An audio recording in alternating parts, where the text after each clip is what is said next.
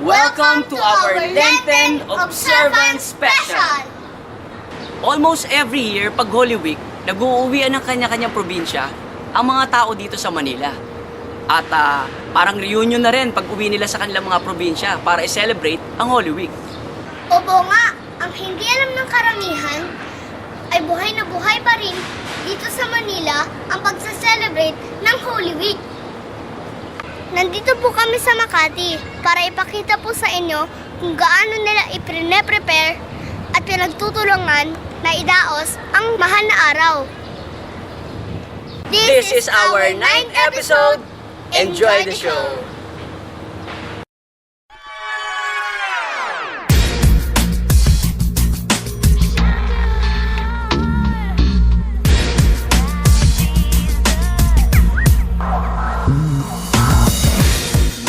If there's one place here in Manila na sobrang pinaghahandaan ng Holy Week, I can honestly attest na ang mga residente ng poblasyon dito sa Makati ang sobrang pinapahalaga ng araw na ito. Opo nga, halos lahat po ng tao dito sa poblasyon ay makikitang nakikisa sa paggunita sa espesyal na okasyong ito.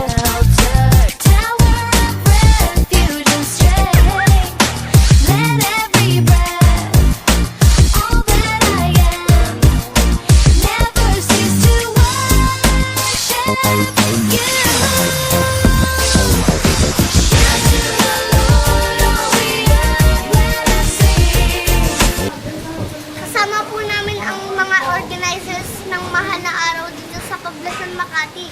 Wow! Opo. Yan. And sir, thank you so much. At ayan, kasama po namin kayo rito. At yun po, may mga konting tanong lang po kami at tungkol po dito sa organisasyon niyo po dito sa poblasyon. Gaano katagal niyo na po ba ginagawa itong ganitong tradition niya? Since 1982. Since 1982? Yeah. Wow! Kasi dapat magiging member kami doon kay Maggie dahil nga medyo nagkakaitan sila.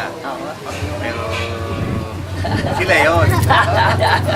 Kaya napag-isipan na lang namin, nagkukuha lang ng sarili naming samahan dahil total marami rin naman kami. Kaya doon naganap yung isang damdamin samahan. Isang damdamin. Samahan, isang damdamin. Yun ang tawag nila rito sa celebration na ginagawa nila yearly, samahang isang damdamin. Opo, sir, pakilala muna natin sila, ha? Sir. Ay, ako nga pala si Conrad Tunanan, presidente ngayon ng Samahang Isang Damdamin.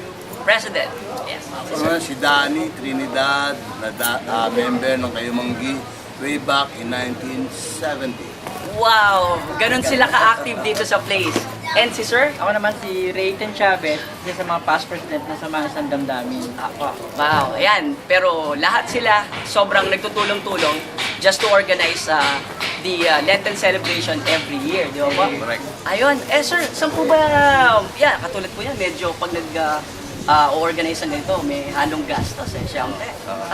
Saan po ba nang gagaling yung funds na ginagamit nito? Solicitation. Solicitation. Tulong ng mga kapitbahay, miyembro kasi meron kami tinatawag na butaw every year. Butaw. Yeah.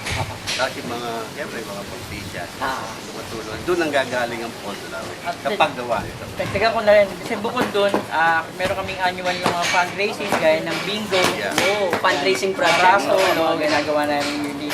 Tapos meron pa kaming isang ginawa dati, fundraising kami, isang Caroline, yung Boys Choir. So isang parang din para nakakuha kami ng pondo namin. May mga bata po ba nagpa-participate sa project nito? Marami. Katulad ng pagtulong sa paglinis, itong surrounding, lalo pag pinatayo na ito, alat, sila tagawalis. Minsan sila nagseset sa amin ng mga tubig, dahil sa sobrang pagod, ganun ang ginagawa nila sa amin.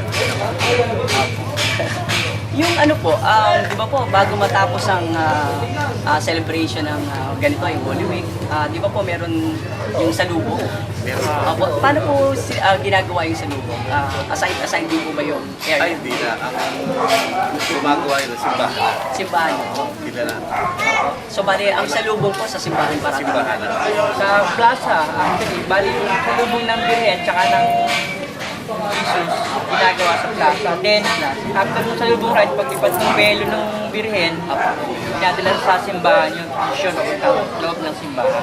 Madaling araw ay madaling araw. madaling araw na po ginagawa. Alas 4 na madaling araw. Huwag na kayo. Kasi nga panata ito, kailangan tapusin yung panata yung buong Holy Week. Kaya wala oras at panahon para umuwi pa ng probinsya. Mas maganda rito na pagka dito ka tumira, mas maganda dito pagka sa Hollywood.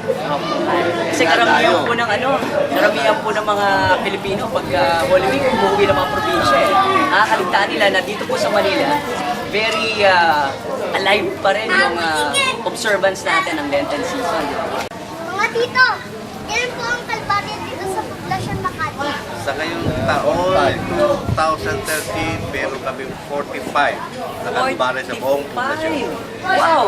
Ang dami! Oh, grabe. Opo, 45 lahat po yung gano'n ka-active talaga. Wow, nakakatuwa. Kasama yan lahat po. Ito kasi yan, Why did 13 lang, 13 talaga ang pari. Opo. Ngayon, grabe, no? Nakita nilang sobrang active at saka, ano po sobrang parang naging tradition na dito sa Makati, ano po. Wow. So, check out ba natin yung ano mamaya? Yung procession? Punta tayo? Sige. Alright, puntahan natin. Paki-invite po sila sa mga Facebook. Kung meron man po yung samahang... So, yun, bali kung gusto nyo makita, like nyo lang kami sa meron kaming Facebook page, Samahan Santo Damin. Makikita nyo yung history namin at saka activities namin araw-araw. So, yun. Yun, wow. Galing, galing. Sobrang nakaka-inspire yan. At sigurado yung mga makakapanood dito, baka mag-organize na rin sila talaga dito sa area, no? Bawat area. Okay, sir. Thank you so much. Thank you so much. Thank you rin. At iikot po kami rito pa. Salamat sa Okay. Salamat po. Thank you so much. Artista na kami. Thank you po.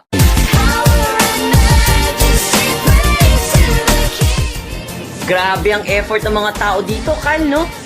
Di ba ang sarap tignan na lahat ng tao dito ay tulong-tulong na pinapaganda ang taon-taong tradisyon na ito upang maidaos nila ng maayos ang Lenten season. Kakatawa po talaga. At ginagastusan po talaga ang bawat design. Na bawat taon po ay mas lalong gumaganda.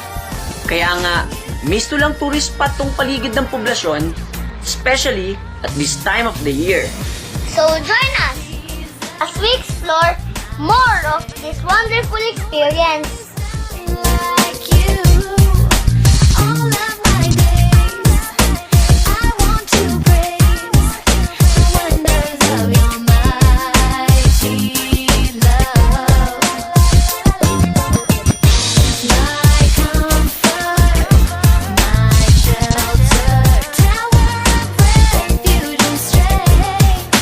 Let every breath, all that I am, never cease to wonder.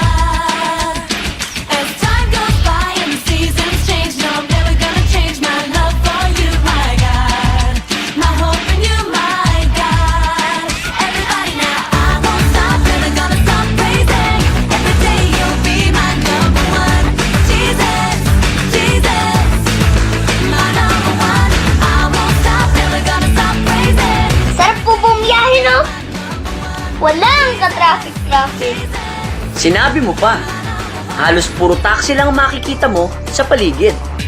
Opo nga, dahil wala pong pasok, karamihan po ay nasa probinsya na. As the sun comes up till it's going back down, no, never Kung pwede nga lang everyday ganito, no? Dahil on a regular day, grabe talaga traffic dito. As time goes by and the seasons change, no, I'm never gonna change my love for you, my God. Ang sarap tingnan ng paligid. Everybody now, I won't stop, never gonna stop praising. Every day you'll be my number one. Jesus, Jesus, my number one. I won't stop, never gonna stop praising. On a regular day, grabe ang traffic dito, ang daming sasakyan. Pero now, look, ang luwag. Diba, Kyle? Grabe ang luwag dito. Sarap mamasyal. Doon pa tayo ikot? Sige.